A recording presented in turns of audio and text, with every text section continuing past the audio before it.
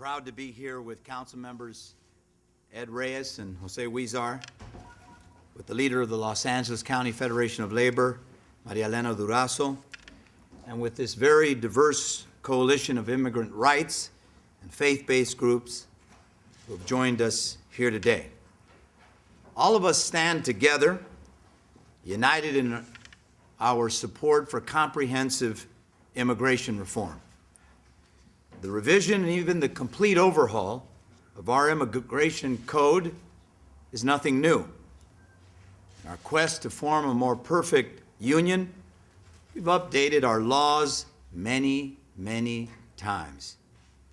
We now find ourselves once again in the middle of a debate where we can choose to move forward in the very spirit of forming that more perfect union, or we can choose to move backwards toward the very tyranny we cast off over 200 years ago.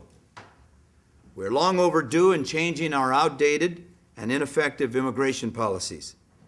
They do not address the security concerns we face in a post-9/11 world.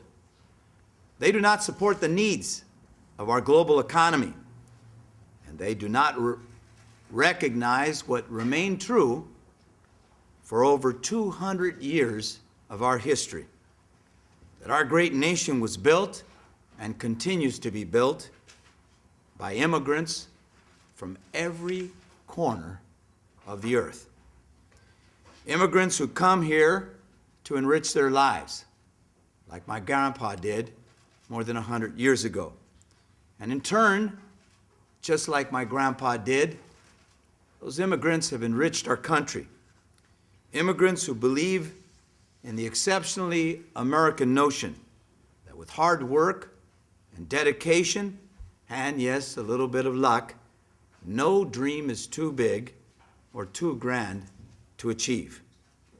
This immigrant story has been told from generation to generation, from New York's Lower East Side to LA's Boyle Heights, where I grew up. From Italian to Irish, from German to Greek, from Chinese to Chilean to Czech. Stories been told by those who brave weeks and sometimes months at sea just to meet, to get a glimpse of Lady Liberty, embracing everything she stands for. And those who risk their lives traversing the desert for a chance at the American dream. It's the same story that courses through the veins of countless families. All of us, every one of us, those in front of the camera today and those behind the camera. All of us unquestionably American. While we recognize that we must enact 21st century legislation to secure our borders and ensure the safety of all our citizens, the law signed by the governor of Arizona simply does not do this. The Arizona law is not only misguided, it is unpatriotic and unconstitutional. It requires all law enforcement officers to stop anyone suspected of being in our country illegally. It allows law enforcement to make arrests without a warrant. And I add my voice in strongly opposing this unpatriotic and un-American law. And I call upon our federal leaders to pass comprehensive immigration reform in its place. Because in the United States of America, that my grandpa came to 100 years ago, no person should be treated differently in the eyes of the law. In the United States of America, no victim should live in fear of reporting a crime because of their immigration status. And in the United States of America, no one should be afraid to walk down the street because of the color of their skin. This law is not just anti-immigrant. It is anti-American. It threatens the civil liberties of all Arizonans, and it threatens the livelihood of our economy. Let me also say that I strongly support the effort led by Council members Hahn and Reyes and other members of the City Council to boycott the state of Arizona.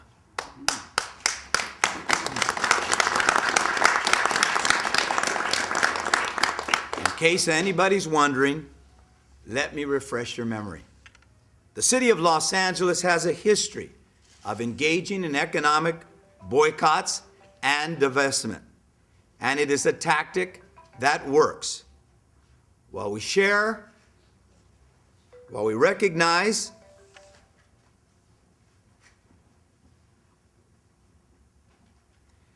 recognize that as neighbors, we share resources and ties with the state of Arizona that may be difficult to sever, our goal is not to hurt the local economy of Los Angeles, but to impact the economy of Arizona. Our intent is to use our dollars, or the withholding of our dollars, to send a clear message, because it's a message that gets a point across. A boycott can also have positive economic consequences for us as neighbors of Arizona. We saw this in the early 1990s when people last boycotted Arizona for the state's refusal to observe the holiday of Martin Luther King Jr. People canceled their vacations to Scottsdale and went to Palm Springs instead. Organizations moved their conventions from Phoenix to Los Angeles. And even the NFL moved Super Bowl 27 from Tempe to Pasadena. The bottom line is boycotts work. This Saturday, thousands, and we're hoping tens of thousands, will gather for May Day to honor our workers and the achievements of the labor movement. In recent days or years, the day has taken on a new meaning. It has galvanized those who believe we can no longer ignore the 12 million people who live in the shadows. 12 million people who contribute to our society. 12 million people who work around the clock providing services we depend on. 12 million people who form the backbone of our great nation. Unfortunately, this year, we will observe May Day under a dark and gray cloud as a result of what has transpired in Arizona. But fortunately, this debate is far from over. The debate has caused a call to action. This debate is asking us to redouble our efforts. This debate is asking us to grow our coalition. And so I encourage all Southern Californians to join the May Day activities in Los Angeles. I encourage you to voice your support in unity and solidarity by wearing white. I encourage you to be safe.